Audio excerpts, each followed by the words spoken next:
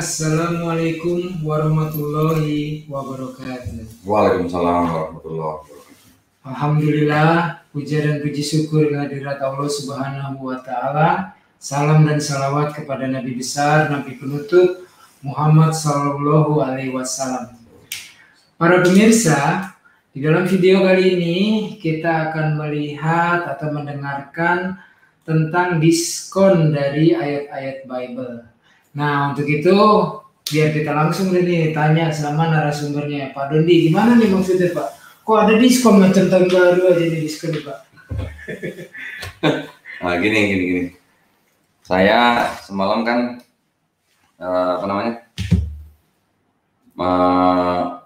mandu ya, kajian bersama Pak Menaim Ali. Kemudian kan saya memperkenalkan ini nih, Bible nih. Nah, ini saya habis ngacak-ngacak peti kayu nih, nemu ini nih gitu. Nah, ini adalah Bible yang disebut dengan The Reader's Digest Bible ya. Ini general editornya itu adalah Bruce M. Metzger. Ini adalah gurunya Profesor Bart Ehrman nih. Oke. Ya, Profesor Bart Ehrman sangat hormat pada beliau. Nah, Bible ini itu di condense itu dipadetin gitu ya. Pak, yeah. Dari Bible versi The Revised Standard Version Old and New Testament. Ya. Mungkin Pak Unggul bisa bantu saya nggak supaya pemirsa bisa lihat di zoom gitu ya. Oke. Nah ini. Sini Pak. Ya. Oke. Lawannya. Ya. Ya. Oke ya. Ini adalah The Reader's Digest Bible ya. Ya, ini ya. Oh, enggak kelihatan. Itu ya, di condense from the Revised Standard Version Old and New Testament. Ya, general editornya Bruce M. Metzger, PhD, DD, LHD di Theology. Dari Princeton Theological Seminary ya. Kemudian ini memuat kitab-kitab yang sama dengan Bible yang kita kenal gitu ya. Nah, cuman yang menarik di dalam pengantarnya itu dikatakan bahwa Bible ini diambil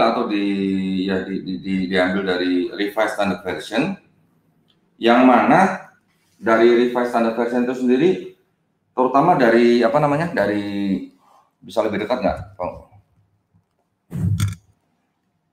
Nah ini, ya, in this condensed version the biblical text has been reduced ya, dikurangin. Sebesar kurang lebih secara umumnya itu kurang lebih 40% ya. Ya, kebaca ya nih ya, di Old Testament 40% ya. Nah, di Old Testament with its greater variety ya, form ya, dalam bentuk dan bahasanya. Jadi ini seperti kayak semacam didiskon gitu, Pak. Okay. Diskonnya kurang lebih 40%. Banyak banget Pak, berarti ada hal yang dibuang dong kalau mamanya dikasih diskon gitu. Ya, kalau kita ngelihat kan dari Bible yang kita tahu ya, misalnya contoh kayak yang ini nih, yang kitab Katolik ini ya, walaupun ini berisi dengan catatan lengkapnya atau footnote, tetapi ini memang lebih tebal dari yang Bible pada umumnya ya. Yang ini jauh lebih tipis nih, ya. Ini jauh lebih tipis. Yang di diskon tadi itu Pak. Ya, mungkin ya. Mungkin ayat-ayat yang dibuang itu adalah ayat-ayat yang diragukan begitu ya. Di dalam Bible ini ya, dia mengambil dari Revised Standard Version, yang mana dari Revised Standard Version itu untuk perjanjian barunya itu dipublikasikan tahun 1946 dan perjanjian lamanya dipublikasikan di tahun 1952 ya.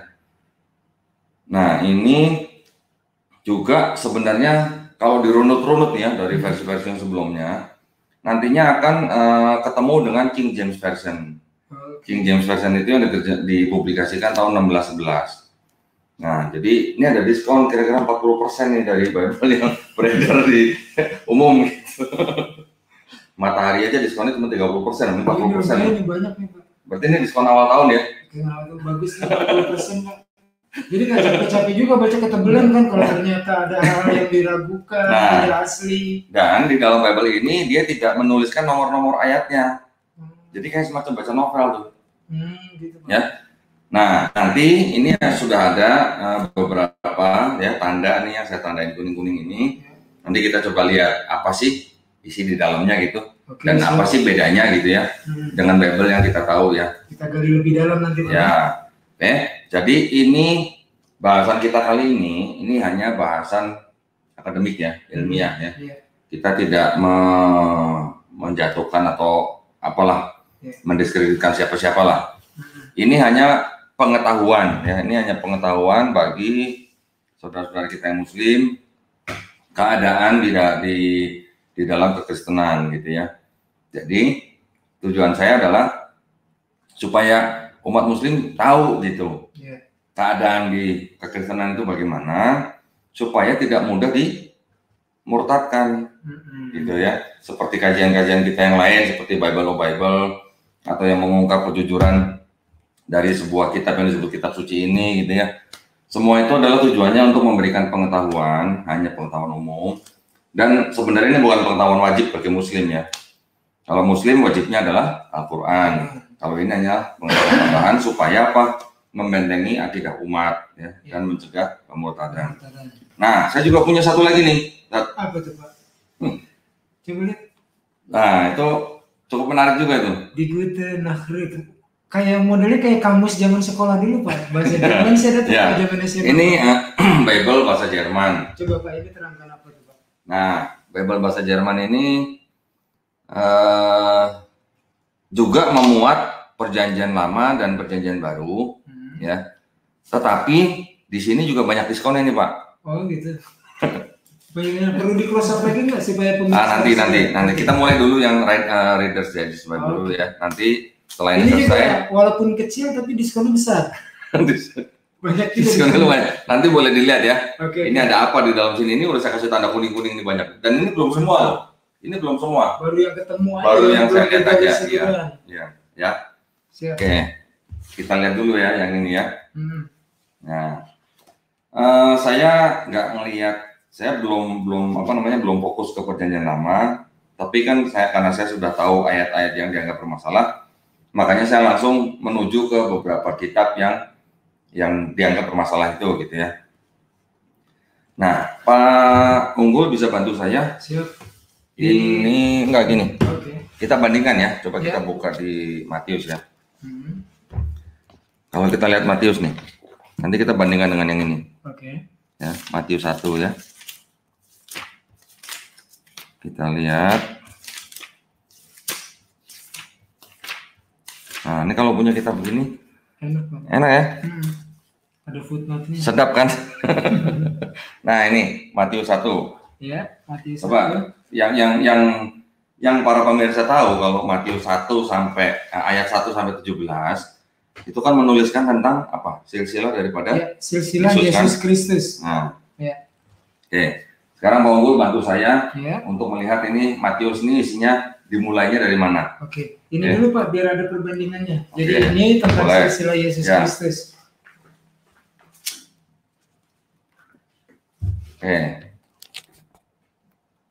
Terus, nah, bisa difokus lagi Pak. Tunggu sebentar. Ya, itu Pak. Ya, itu ya. Ya, perikopnya. Matius itu adalah silsilah Yesus Kristus kan? Ya. Ayat 1 kan, inilah silsilah Yesus Kristus, anak Daud, anak Abraham, dan selanjutnya gitu kan? Ya. Di semua Bible yang kita tahu di umum ya, isinya kan seperti itu. Ya. Nah, sekarang kita lihat. Nggak usah Pak, udah cukup tuh. Nah itu bisa dilihat. Ini adalah pengantarnya nih ya. Ini pengantar daripada kitab Matthew. Kemudian kita lihat di bawahnya, dimulai ayat. Nah, ini kan ayat-ayat yang dimulai ini ya. Now the birth of Jesus Christ took place in this way. Nah, ini dimulai dari ayat 18. Coba Bapak buka ayat 18-nya. Ya. Matius 1 ayat 18. Oke, ini Matius 1. Nah, ini ya. Nah, ini ayat 18-nya coba dicari. Ya. Ada nggak ayat 18? Oh, ini nih. Ya. Jadi kalau tadi di Injil Matius silsilah Yesus Kristus ada ayat 1 sampai 17 dalam Matius 1 ya. Kemudian di ayat ke-18-nya perikopnya di sini kelahiran Yesus Kristus. Ya, coba dibacakan, Pak. Ayat 18. Ayat 18. Kelahiran Yesus Kristus adalah sebagai berikut. Pada waktu Maria, ibunya, bertunangan dengan Yusuf, sampai habis apa? Ya, nggak usah, 2 ayat aja cukup. Bertunangan dengan Yusuf, ternyata ia mengandung dari Roh Kudus. Sebelum mereka hidup sebagai suami istri. Karena Yusuf suaminya seorang yang tulus hati dan tidak mau mencemarkan nama istrinya di muka umum. Ia bermaksud menceraikannya dengan diam-diam. Nah, oke. Ya, kalau kita baca di ayat ini agak tinggi ya. Now the birth of Jesus Christ took place in this way, ya kan? When his mother Mary had been betrothed to Joseph, before they came together, she was found to be with child of the Holy Spirit, ya kan? Berarti kan ini adalah ayat 18 kan? Jadi langsung lompat ke ayat 18. Nah, ayat 1 sampai 17-nya tidak ada kan di sini kan? Iya. Ini saya tunjukkan nih. Ini adalah yang di atas nih ya. Ini adalah pengantar nih ya. In his account of the ministry of Jesus Christ, Matthew repeatedly shows how the works and deeds of Jesus fulfill Old Testament predictions. And frequently he touches on the relation of Jesus teaching to Jewish law. Ya kan? Nah, ini bukan ayat kan? Ini adalah pengantar gitu. Dari kitab Matius ya. Jadi ayat 1 sampai 17 tidak ditampilkan di apa namanya? Ya. Tunggu sebentar. Langsung saja nanti di Markus ya. Oke, Bapak boleh di itu dulu deh. Di ini dulu deh.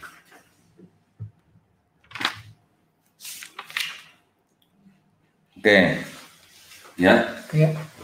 Tadi saya sudah tunjukkan bahwa di Matius yang ayat 1 sampai 17 tidak masuk ke dalam Bible ini. Artinya dikasih diskon Pak ya? Nggak dipakai ya? Tujuannya apa? Itu saya rasa itu di apa namanya dilihat dari sisi akademisnya ya, karena Bruce Metzger ini tidak main-main, dia adalah ahlinya ahli untuk Perjanjian Baru gitu ya. Nah, sekarang kita beralih ke Markus ya. Markus. Oke.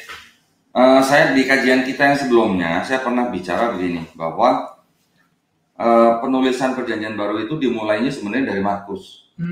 Pertama kali ditulis adalah Markus yang ditulis kira-kira tahun 65 Masehi. Masih ingat nggak Pak? Masih ya. Nah, dan kemudian 10 tahun kemudian kira-kira tahun 75 Masehi penulisnya Matius dan Lukas itu menyadur dari Markus. Betul kan? Inspirasinya dari Gospel Markus ya Pak? Oh ya kan. Dan Matius dan Lukas itu menambah-nambahkan dari Markus. Karena dia kreatif Pak, saat nambah-nambah dia tambah-tambah juga nih Pak. Jadi kelihatan beda dari sumbernya Markus. Nah, nanti akan saya buktikan. Ini yang nulis ini Metzger sendiri loh.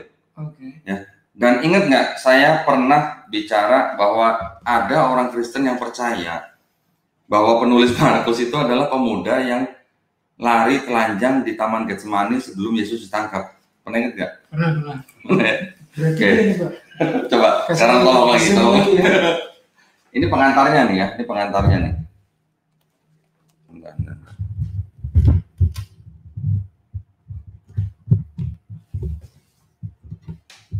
Ya. Terlalu dekat Pak. Mundur dikit. Oke. Nah, boleh stop ya. Ya, itu ya. Ya, widely regarded as the earliest of the four gospels. Betul kan? Jadi Markus ini adalah dianggap sebagai gospel yang paling muda ya, yang paling awal gitu kan. Mark's account was written within perhaps 30 years of Christ's death and resurrection. Ya. Jadi Markus ini dianggapnya mungkin ditulis kurang lebih 30 tahun dari kematian Yesus dan kebangkitannya. Betul nggak? Ya. Kalau Yesus kan dipercayakan melayani sampai umur 33 tahun kan. Nah, ini ditulis kurang lebih 30 tahun setelah Yesus bangkit ya kan. Berarti benar kan hitungan saya tadi kurang lebih tahun 65 kan, 33 tambah 30 63 kan. Nah, kurang lebih diperkirakan tahun 65 Masehi.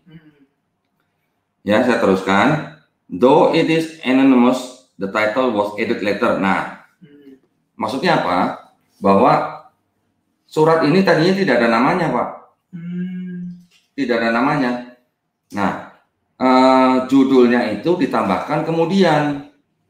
Nah, ya. Jadi ini sesuai dengan saya pernah bicarakan bahwa nama-nama gospel itu ditambahkan kemudian. Yang saya tahu itu yang pertama kali menambahkan adalah Santo Papias tahun 135 Masehi, kemudian Santo Irenaeus di tahun 185 Masehi. Ya, betul kan? Nah, yang ini yang ngomong bukan saya nih, ini yang ngomong adalah ini nih ya. Ditambahkan kemudian. Kemudian saya teruskan, ancient tradition ascribes the book to a certain John Mark, a disciple of both Peter and Paul, ya. Jadi tradisi kuno itu mempercayai bahwa penulis ini adalah John Mark, murid dari Petrus dan Paulus, gitu ya. Yang dikatakan menulis ini di Roma ya, who is said to have composed as at Rome as a summary of Peter's preaching. Dipercaya menulis di Roma sebagai ringkasan dari pengajaran Petrus ya. The text in any case shows considerable knowledge of Palestine and of the Aramaic language spoken there, while its occasional Latinisms suggest Rome's influence. Maksudnya teksnya ya itu menunjukkan pengetahuan yang pengetahuan orang Palestina ya, dan dari bahasa Aramaik yang digunakan di sana. Sementara bahasa Latinnya itu dikarenakan ada karena pengaruh dari Roma, begitu Pak. Ya. Kemudian saya lanjutkan. Sebentar. Ini lama-lama pegel juga nih megangin begini. Originally written in Koine, ya, awalnya ditulis dalam bahasa Yunani, the everyday Greek of the time, yaitu bahasa Yunani pada saat itu. Mark is the least polished of the Gospels. Ya, buku Markus ini adalah yang paling sedikit dipoles daripada Gospel-Gospel. Though the author reveals a flair for graphic description, meskipun pengarangnya membeberkan semacam deskripsi dari grafik itu ya. The narrative opens not with the birth of Jesus in Bethlehem. Pembukaannya tidak menceritakan tentang kelahiran Yesus di Bethlehem, but with the preaching of John the Baptist. Tetapi dibuka dengan khotbah daripada Yohanes Pembaptis, who is presented as the fulfillment of the prophecy, yang mewakili pengenapan daripada nubuat. Ya. Following Jesus' baptism and temptation, mengikuti pembaptisan Yesus dan percobaan Yesus. His messianic ministry begins at once. Pelayanannya langsung dimulai, leading swiftly to the climax. Ya, diteruskan dengan sampai kepada klimaksnya. The week of Jesus' passion at Jerusalem, culminating in the crucifixion. Ya, jadi menceritakan minggu-minggu pada waktu Yesus sebelum disalib. Nah, ini kalimat yang terakhir yang menarik nih, Pak. The brief mention of the young man who runs away after the arrest of Jesus may be the artist's signature in which Mark refers to himself. Ya, jadi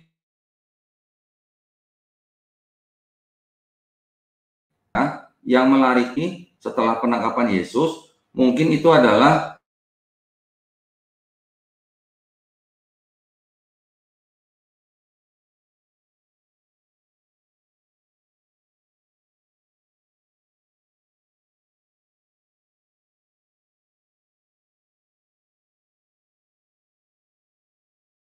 Oke. Ada koneksi. Mohon maaf ada gangguan koneksi ya. Kita kembali lagi. Oke. Nah, tadi itu di Markus ya. Ya, Pak, saya sebelum jauh boleh ngasih komen sedikit nggak, Pak? Boleh. Tadi kan Matius sudah, sekarang Saya Markus. minum dulu ya. Iya. Awas juga ya. Ini para pemirsa ya, seperti dijelaskan Pak Dondi tadi, buku ini walaupun ada diskonnya, tapi saya rasa informatif banget, bagus. Karena bagusnya begini, dijelaskan ini tadi, yaitu waktu disebut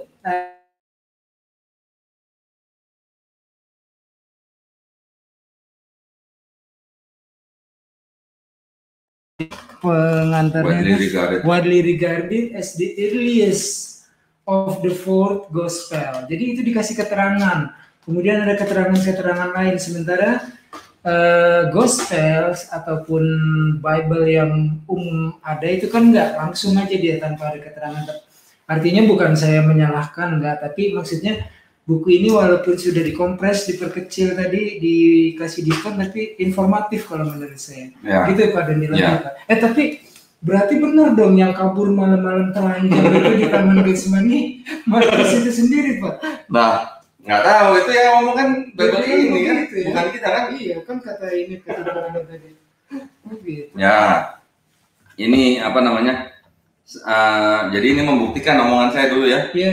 Yang saya bilang ada orang Kristen yang mengakui bahwa yang dimaksud dengan Markus itu adalah anak muda yang lari telanjang di Taman Getsemani. Waktu kisah penangkapan Yesus. Jadi dia waktu itu hanya mengenakan sehelai kain lenan gitu. Pertanyaannya, ngapain malam-malam di taman cuma pakai sehelai kain lenan gitu? Di sini ada kedinginan Pak, apalagi di Taman Getsemani malam-malam. Oke, kita lanjutkan ya. Ya, siap. Oh ya, ini sedikit saya tambahkan di Markus. Kita pernah waktu itu sama Pak Unggul atau bukan ya? Yang kita bahas mengenai akhir daripada Markus 16. Akhir Markus 16 itu teks aslinya itu dipercaya adalah hanya sampai ayat ke-8. Ya. Tetapi banyak Bible yang memuat akhiran yang panjang. Jadi ada ayat 9 sampai 20. Itu dianggap adalah sebagai ayat tambahan ya. Nah, saya penasaran, saya lihat di sini. Ya. Nah, rupanya di sini dia juga menggunakan akhiran yang panjang gitu. Ya, di Markus itu. Jadi dia tidak sampai ayat 8 tapi diteruskan sampai ayat 20 gitu ya. Oke, sekarang kita pindah ke Gospel Luke ya. Oke. Nah, yang ingin saya garis bawahi atau saya soroti adalah Pak Unggul tolong zoom lagi Pak. Siap.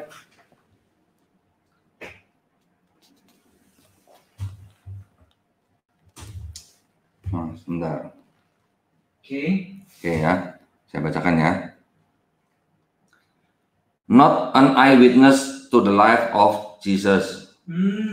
Jelas banget itu. Apa artinya? Bukan saksi mata dari kehidupan Yesus. Nah, ya. Berarti jadi dia bukan saksi mata. Bukan saksi mata. Jadi kalau ada orang Kristen yang bilang penulis gospel itu semuanya adalah rasul-rasul atau murid-murid Yesus, nah ini dibantah sama Bible ini, ya, dibantah sama Bible ini. Luke was a physician and a companion of the Apostle Paul. Nah, Lukas adalah dokter dan teman seperjalanan dari Rasul Paulus. Ya, his gospel taken as a whole is an eloquent literary composition showing thoughtful use of the material gathered from the different sources. Ya, jadi gospelnya dilihat secara keseluruhan itu adalah sebuah sebuah susunan literasi yang disusun yang menunjukkan material-material yang dikumpulkan ya dari sumber-sumber yang berbeda. Ya, kalau kita ingat di Gospel Lukas dalam terjemahan Indonesia kan, Lukas kan menyusun berita-berita itu untuk seorang yang bernama Theophilus kan. Nah, ini saya bacakan lagi nih. Its middle section contains the only record of several of the most beloved of Jesus' parables, including the Good Samaritan and the Prodigal Son. The book is dedicated to a certain Theophilus, probably a Greek or Roman of high rank. Jadi Theophilus itu mungkin seorang Yunani atau seorang Romawi yang berpangkat tinggi. Oke. VIP Pak, satu Pak. Sedikit aja Pak. Ya. Ini seperti yang tadi, kalau di Lukas, di Bible atau Gospel yang pada umumnya, itu kan langsung Pak, Injil Lukas, pendahuluan, pasal 1 ayat 1-4, Theophilus yang mulia, dan seterusnya. Ini tadi penjelasannya menarik ini Pak, karena disebutkan bahwa bukan saksi mata kehidupan Yesus. Kalau banyak orang berpendapat Pak bahwa penulis-penulis gospel adalah murid-murid Yesus, saksi mata. Ternyata bukan Pak di sini Pak.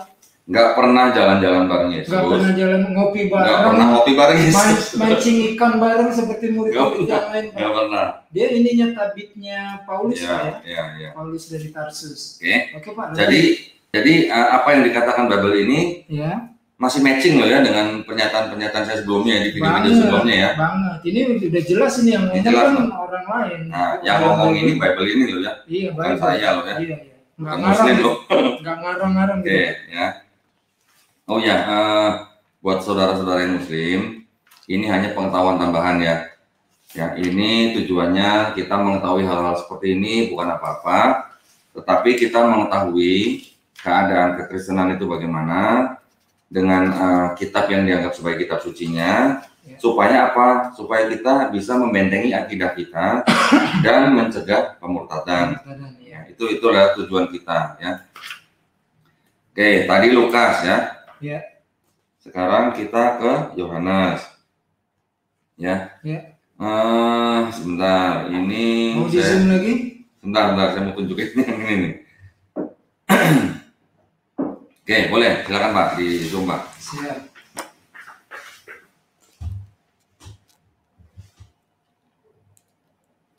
Oke, kurang deket dikit Pak.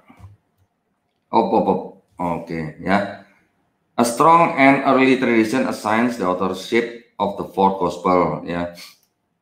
Tradisi mula-mula atau tradisi awal yang kuat itu menunjuk daripada siapa yang mengarang daripada gospel keempat ini, ya. Produced near the close of the first century. Nah, yang mana dihasilkan pada akhir abad pertama. Ya. Saya pernah mengatakan bahwa Gospel Yohanes itu ditulis kurang lebih tahun 95 Masehi, betul kan? Ya. Jadi artinya nih cocok ya. Ya. To the eighth Apostle John, whether the book was written directly by John or indirectly, his teaching may have been edited by another. Nah, terlepas daripada buku ini ditulis langsung oleh Yohanes atau tidak langsung, di dalam kurung pengajarannya mungkin sudah diedit oleh orang lain. Ya, the church has accepted it as an authoritative supplement to the story of Jesus' ministry given by other evangelists. Nah, walaupun begitu, gereja tetap menerima sebagai tambahan yang otoritatif kepada kisah-kisah Yesus, pelayanan Yesus yang diberikan oleh misionaris yang lain, ya. Nah, jadi kalau kita baca lebih lanjut, ini hanya menceritakan mengenai tulisan-tulisan penulis Yohanes ini yang menceritakan tentang inkarnasi dan segala macam, ya, kurang lebihnya begitu. Oke, saya nggak perlu bacain sampai habis nih ya. Ya. Tapi intinya, boleh dibalikin Pak. Intinya adalah Gospel Yohanes ini memang benar ditulis di akhir abad pertama. Artinya ada jarak berapa tahun tuh? Dari tahun 33 sampai 95 tuh. Ya. Dia sendiri juga meragukan apakah yang menulis ini benar-benar Yohanes murid daripada Yesus. Ya. Terlepas daripada itu yang nulis Yohanes secara langsung atau tidak langsung, gereja telah menerima sebagai tambahan gitu ya. Boleh berpendapat nggak Pak? Sebentar sedikit. Tetapi kalau kita melihat daripada kisah yang di Bible sendiri, kan murid Yesus yang Yohanes itu dianggap sebagai murid yang paling muda. Anggaplah umur berapa menjadi murid Yesus lah. Waktu Yesus mulai pelayanannya, waktu Yesus umur 30. 20 lah. Anggaplah 20 ya. 20 deh biar gampang. 20. Oke, berarti pada waktu Yesus disalib, dia umur berapa? 23. Ini mohon maaf, ini hanya asumsi ya. Asumsi. Tetapi asumsi ini ingin membuktikan bahwa yang menulis Gospel Yohanes itu ada keraguan gitu. Masih memungkinkan nggak seorang yang berumur 23 kan tadi kan ditambah 95 berapa tuh? Tambah berapa? 23 tambah? Anggaplah 25 95 kurang 25 berapa? 70 kan? 70 tahun kan selisihnya kan? 70 tahun tambah 23 tahun berapa? 98 tahun. Kira-kira mungkin nggak orang umur 98 tahun menulis gospel seindah ini gitu. Kenapa saya bilang indah? Karena ini memang indah tulisannya Yohanes gitu. Indahnya di mana? Karena memang banyak tulisan Yohanes ini yang sifatnya itu apa? Teologis gitu. Ya. Nah, kira-kira mungkin nggak yang berumur orang berumur 98 tahun menulis gospel seindah ini dengan bahasa Yunani loh ya? Nah itu Pak kuncinya di situ. Saya melihat 3 gospel sebelumnya, Matius, Markus, dan Lukas, itu beda gaya penulisannya Pak ya? Sangat beda, karena gini. Gospel Yohanes. Nah, karena gini, Matius, Markus, Lukas, kan tadi saya bilang, Matius dan Lukas itu kan dalam tanda kutip itu nyomot dari Markus. Ya. Makanya 3 gospel itu disebut sebagai gospel sinoptik. Gospel yang ceritanya semuanya sama gitu. Mirip-mirip. Ya nggak, bagaimana nggak sama orang ngambil dari Markus gitu kan. Tetapi yang Yohanes tulisannya kayaknya memang jauh berbeda dengan yang 3 gospel sinoptik itu gitu. Nah kaitannya dengan itu Pak, kalau oke lah misalnya umur tadi 98 masih produktif dia menulis, tetapi pertanyaannya semua murid-murid Yesus itu kan kebanyakan nelayan atau penggembala mungkin saya nggak tahu, tapi mungkin dari gambaran itu nelayan. Artinya mereka orang yang imannya penuh tapi kan bukan berpendidikan dalam arti bisa tulis menulis Pak. Apalagi kalau mereka nggak pernah pergi ke Yunani, kemudian menulis gospel dalam bahasa Yunani, ini juga menjadi pertanyaan ya Pak ya. Saya mau tunjukin lagi. Saya mau tunjukin lagi satu kayak semacam satu bukti ya bahwa ada keraguan bahwa Yohanes itu ditulis oleh muridnya Yesus langsung. Ya. Jangan-jangan cuma namanya sama ya Pak atau dinisbatkan ke dia. Tolong Pak di zoom Pak. Siap. Ya, sudah. Sebentar. Oke, saya mulai dari sini nih. Dari Yohanes 21. Ya. Ini ada perkataan-perkataan dari Petrus ya.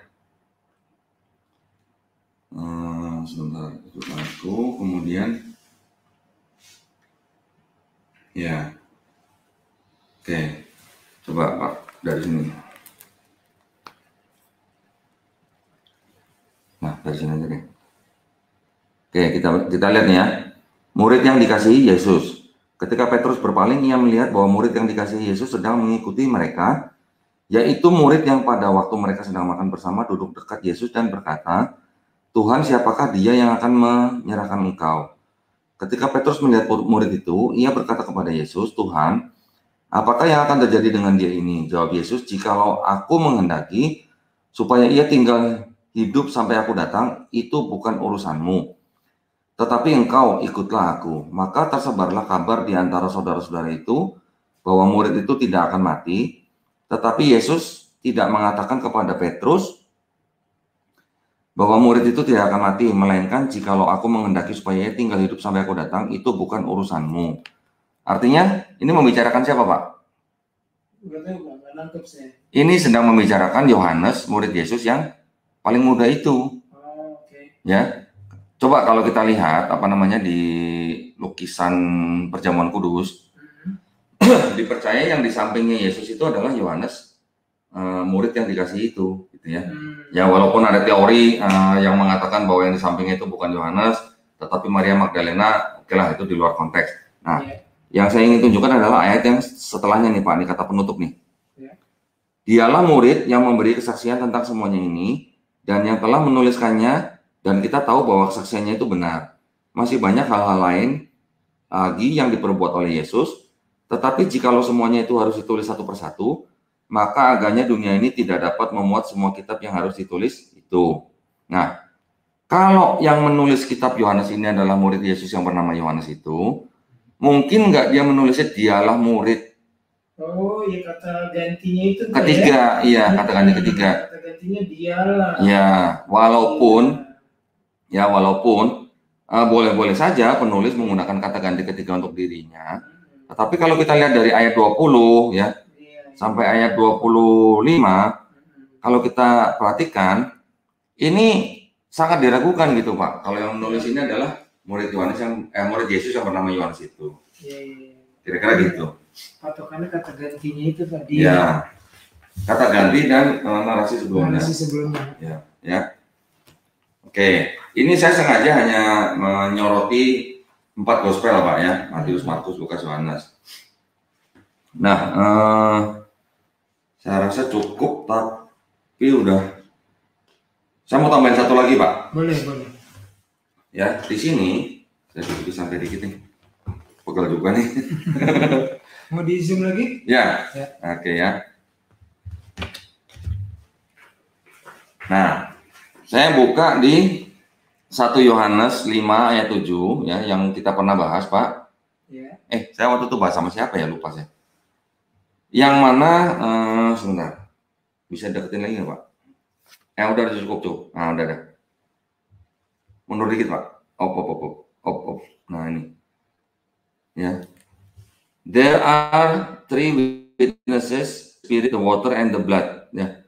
Ini adalah 1 Yohanes 5 ayat ke-8 nih Pak. Ya. Tetapi di sini karena dia tidak menulis nomor ayat, kita nggak tahu nih ya. Tetapi kalau di Bible yang yang umum, ayat ke-7 itu harusnya mengatakan bahwa there are 3 bears in heaven, the Father, the Son, and the Holy Ghost. Ada perubahan ya, and the 3 are one gitu. Ya. Di sini tidak ada kata-kata Bapa, Anak, dan Roh Kudus. Adanya hanya the Spirit, the water, and the blood, ya kan? Saya buktikan dari Bible yang ini ya. Ingat nggak sih waktu itu yang saya mengatakan? Ini sama saya juga dulu. Sama Paul ya? Yang footnote-nya mengatakan bahwa karenanya bagian ini tidak asli gitu. Pasti tidak asli gitu kan? Pasti tidak asli. Oke, ini ya sebentar ya. Nah ini.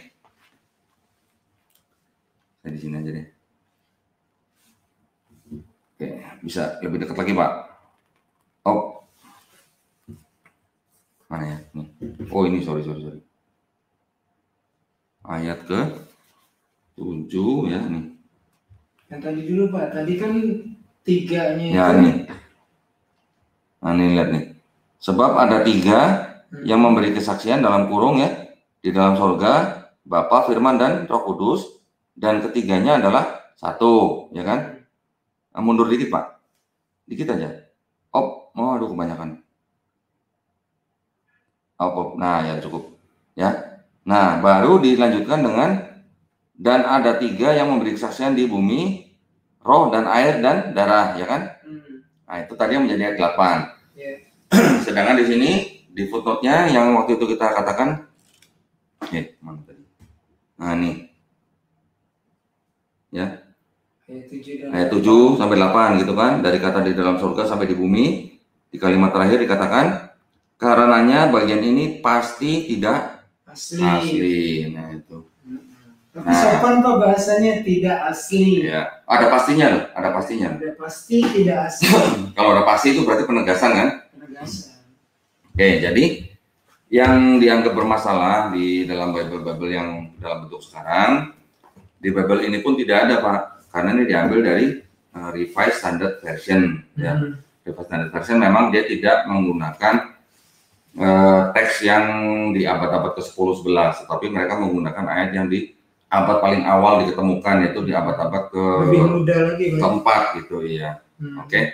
Ya. Itu saja mungkin yang bisa saya bahas daripada Bible ini. Sebenarnya masih banyak yang bisa dieksplor lagi. Tapi dulu lah, ya ini adalah yang saya ambil adalah khusus untuk 4 gospel dan ayat yang dianggap bermasalah gitu ya.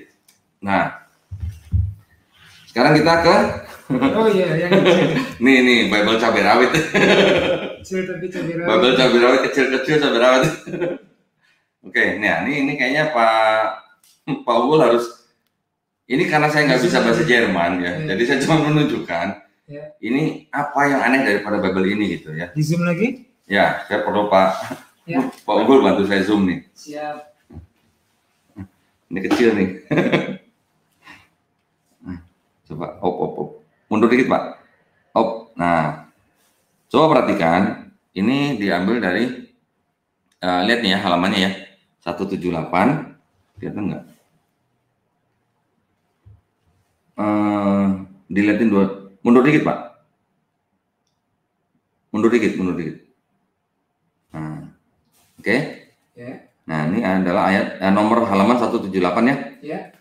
Ini 179 ya. Ini pasal berapa nih? Yang ini? Nah, ini 4. Pasal 4 ya. Kita buka nih. Halamannya ketutup. Iya, bahasa Jermannya Pak. 4. Pak Unggul bisa bahasa Jerman ya? Sedikit. Tadi halaman berapa tadi? 179 kan? 179. Ini halaman berikutnya halaman nomor 180 ya. Ya. Sebelahnya 181 kan? Ya. Nah, coba kita lihat pasalnya. Dari 4 tadi pasal 4 kan? Ya. Mundur dikit Pak. 5-nya mana Pak? Nah, itu dia. 5-nya kok nggak ada ya? Mundur dikit Pak. Lagi. Oh, nah, ada nggak pasal 5-nya? Nggak ada. Tadi dari 4 kan? Ya. Kok langsung lompat ke 6? Nah, itu di halaman yang berbeda loh ya. Iya. Ya. Tadi kan 178, 179, ini 180, 181 kan? Yang ada hanya pasal 6. Pasal 5-nya nggak tahu kemana saya. Padahal halamannya benar ya. Halamannya nomornya benar kan? Nomor Halamannya urutannya kan? benar. Saya tunjukin lagi. 2 lah ya. Ini halaman berapa nih? Agak dekat Pak. 185. 185. Ini pasal 9. Oke, ini saya buka nih ya halaman berikutnya. Oke. Ini halaman berapa? 186. Coba cari pasal 10 Pak. Mundur dikit. Nah, kelihatan nggak Pak itu? Ada nggak pasal 10-nya? Kok 13 sambalnya? Pasal 10, pasal 11, pasal 12. Kemana tuh? Nah lu. Salah cetak nggak kira-kira Pak? Nah, nanti kita buktikan ya, salah cetak apa enggak ya. Halamannya benar kok. Ya, halamannya benar loh ya. Tadi 185, mundur 186, tapi dari pasal 9. Nah, ini saya kasih lihat lagi nih, biar nggak penasaran. Nah, Nah, itu ya. Halaman 185. Pasal 9 ya. Pasal 9. Nah, kita lihat sampai ke bawah. Nggak ada ya pasal 10 ya? Nggak ada. Kita lihat halaman selanjutnya. Tadi pasal 9. Ya. Sekarang halaman 186. Benar halamannya. Ya. Tahu-tahu kok 13? pasal 13. Oke. Ya. Udah cukup ya yang beda halaman ya. Nah, sekarang saya mau kasih lihat yang dalam satu halaman nih, Pak. Nah, ini banyak nih yang sudah saya tandain nih. Tapi kalau saya mau bacain satu-satu, waduh, bisa 2 jam nih. Nah, ini Pak, ini di 2 halaman yang berbeda. Coba cek nomor halamannya. Dulu, ya. Ini berapa tuh? Nggak jelas. 414 ya? 444. Ya, sebelahnya? Ya, 445. Benar kan? Benar. Coba mundur dikit Pak. Ya. Nah, coba lihat pasalnya. pasalnya 8, Ya. lalu 11. 9 ada nih ini. Ya, 8, 9 nih. 9 ada ketutup jari tadi. Ya, 8, ya. 9, 10-nya Pak. Nggak tahu kemana. Langsung 11 tuh. 8, 9, 11, 12. Ya. Ya kan? Iya. 10-nya nggak ada kan? 10-nya hilang. Oke. Nanti saya kasih lihat yang lebih heboh lagi nih.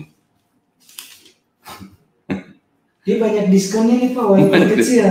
Ini diskon gede-gedean nih namanya nih. Kecil tapi cabai rawit.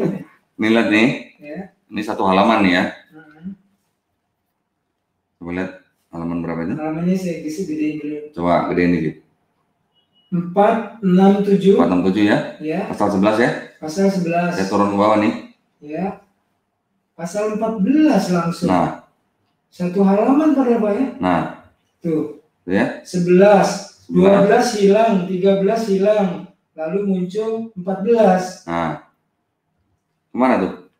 Enggak tahu, Pak. Diskon. Diskon. Oke, satu lagi ya. Satu lagi boleh. Satu lagi. Biar puas gitu lah ya. Ini mantap nih, kecil banyak diskon.